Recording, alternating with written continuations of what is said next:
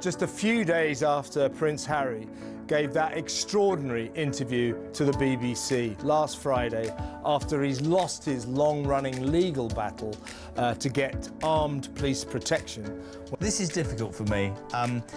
Meghan and Harry, I find this, I feel like there's going to be a little bit of sick in my mouth as I try and describe this, because fresh from repeatedly...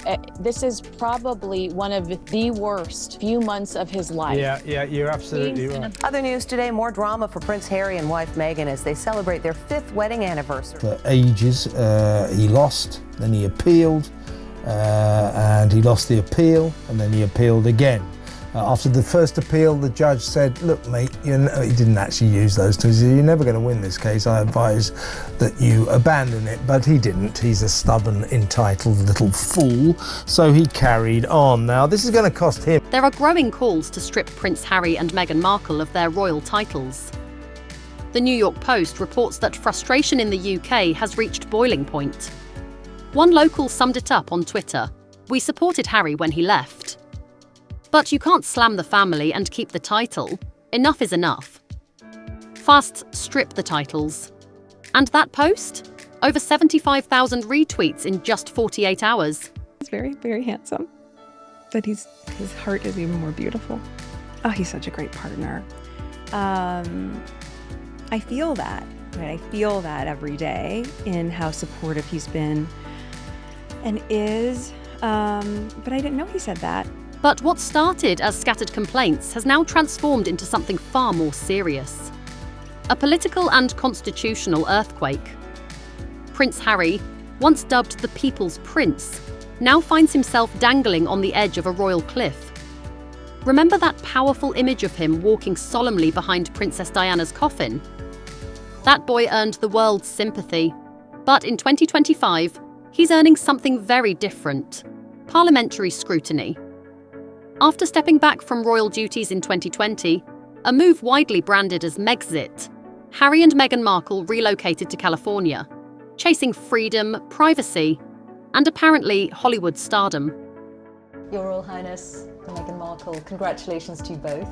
Thank you. Can we start with the proposal and the actual moment of your engagement? When did it happen? How did it happen?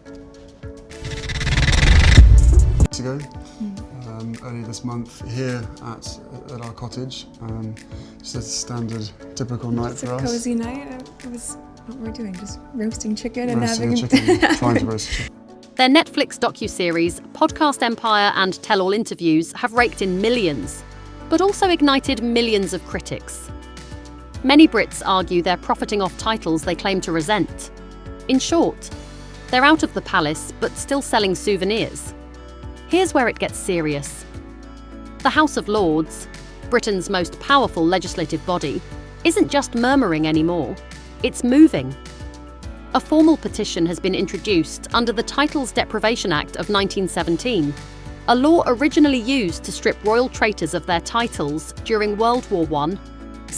We know that there's a lot of work to be done there, and we're just happy to be able to be a part of change for good. When Harry and Meghan... The modern-day relevance? The law's revival shows how seriously Parliament now views the crisis of royal credibility. Legal analysts suggest its use today represents a symbolic stand against misusing national identity for private gain. By invoking this wartime statute, lawmakers are sending a message that no one is above scrutiny, not even a son of a king. That's right. A law created to punish royals who aided enemy nations is now being pointed directly at Prince Harry. Trying to roast a chicken, and it was just an amazing surprise. It was so sweet and natural. Has Harry committed treason? Number. But many argue he's guilty of something just as damaging: a moral betrayal of the monarchy. His memoir Spare, public attacks on senior royals, and explosive comments, like calling the US First Amendment bonkers, have drawn ire across the UK. Critics claim he's not just telling his truth. He's undermining the institution that once defined him, and it's not just political elites. Turns out that the last appeal cost another £100,000, £102,000 to be precise. A YouGov poll from The Independent reveals that over 60% of Britons support stripping Harry of his title. And even more shocking, that includes a majority of voters under 35, Harry's former core demographic. One article from The Telegraph quoted a Sussex resident. "He hasn't set foot here in years. How is he still our Duke?"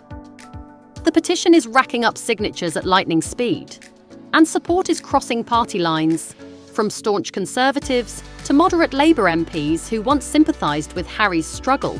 Obviously foot our bill, the British public bill, 90%. Well, why not 100%? Even BBC presenter Emily Maitlis tweeted, "The timing of that interview, right after the security ruling, it wasn't just misjudged, it was arrogant. That BBC interview, it aired just hours after Harry lost his appeal for taxpayer-funded UK security. In it, he appeared vulnerable, but also aloof. Instead of apologising or clarifying, he doubled down, fueling more outrage." You know, this is a fatuous lawsuit. We shouldn't be paying for it. Let's speak to former government minister. News anchors called it tone deaf. Social media exploded. One viral clip dissected his body language, accusing him of feigned sincerity. The phrase "out of touch" trended on X for 2 straight days. Insiders say Harry was furious behind the scenes, but publicly, silence. And write about, why are you doing independent events? Why aren't you doing them together? Because you invited me, you should have known. This is true. That silence only deepened the disconnect between him and the people who once cheered his every move. Now, here's where the suspense hits high gear. King Charles has the power to revoke Harry's titles himself through letters patent, just as Queen Elizabeth did with Prince Andrew. Is that a good thing for you in a way that there's so much interest in you? No, there's definitely not a good thing. Because apparently we've bought or moved house. But he hasn't. Why? Because Charles is playing the long game. According to The Times, Charles is letting Parliament take the lead to avoid the appearance of personal revenge. It's not a father punishing a son. It's a monarchy letting democracy draw the sword. Even more chilling, Prince William, once Harry's closest ally, has not opposed the petition. In fact, palace sources claim he supports it privately. It's further alienated him from his friends and his family, and I think inevitably that has put a strain on. For a man known for diplomacy and restraint, that silence is deafening. Parliament isn't stopping at Harry. They're pushing for a modern update to the 1917 Act, called the Dignity of the Crown Act. This proposed legislation would make it illegal to use British noble titles in foreign political or commercial spaces. In a royal twist no one saw coming, Meghan Markle marked her daughter Lilibet's 4th birthday not with tiaras.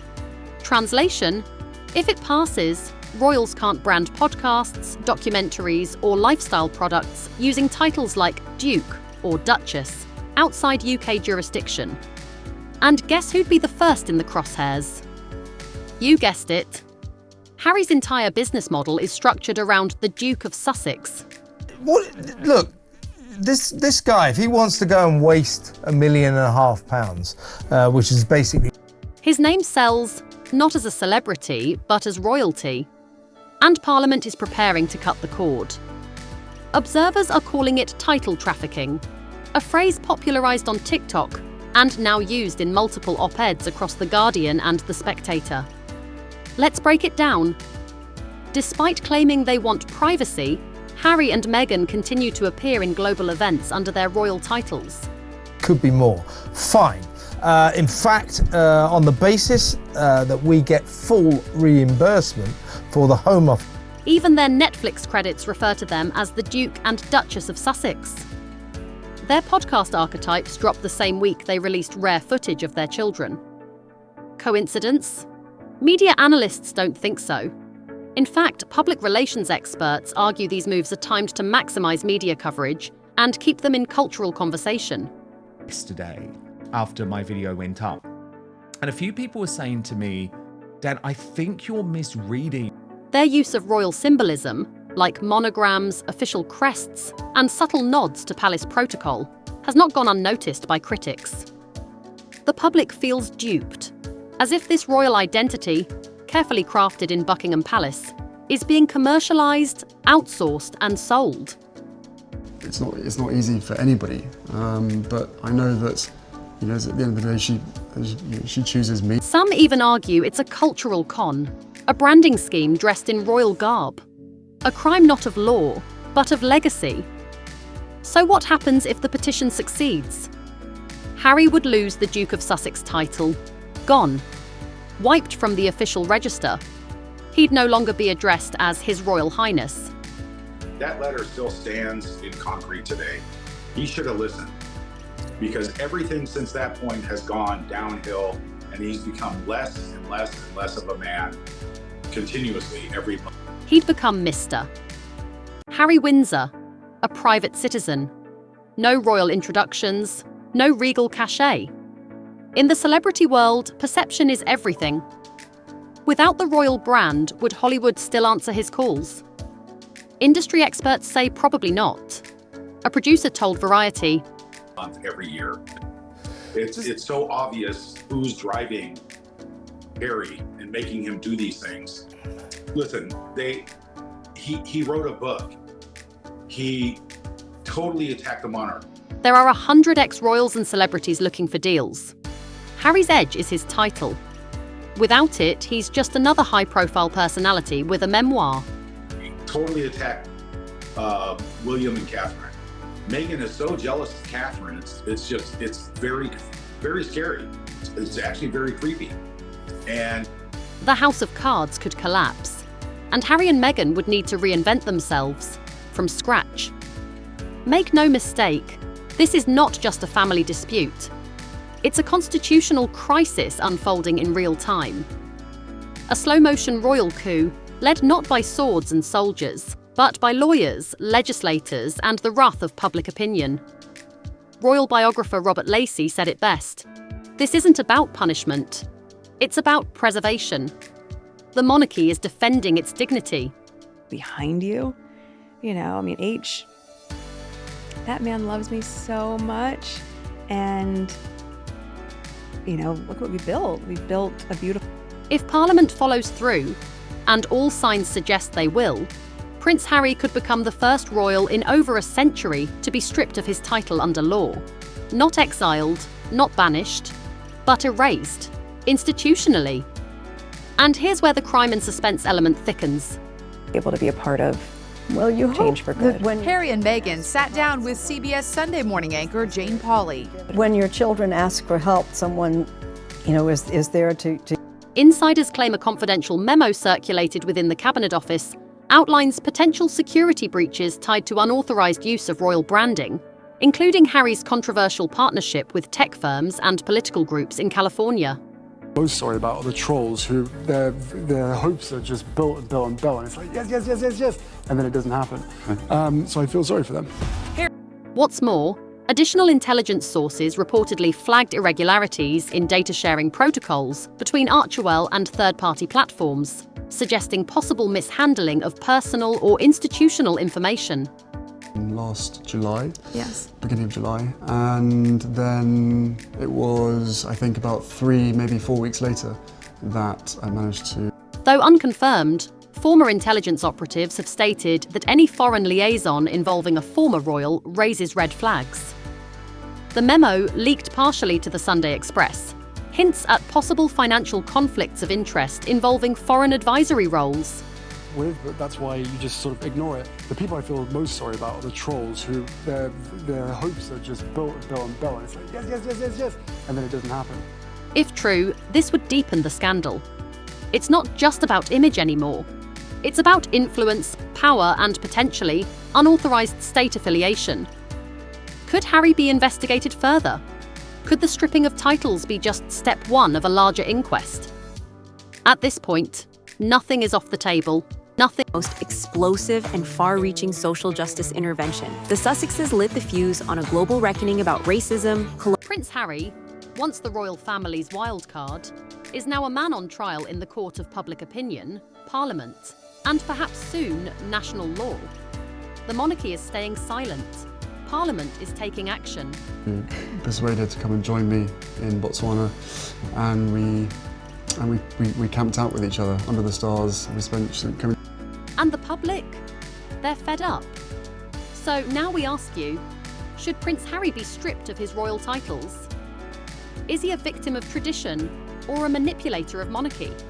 You know, for all of us, all we want to do is be able to carry out the right engagements, carry out our work, and try and encourage. Drop your thoughts in the comments below.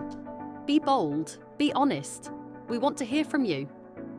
And if you love royal drama, political intrigue, and behind-the-scenes truth bombs, make sure to subscribe for more juicy updates every week.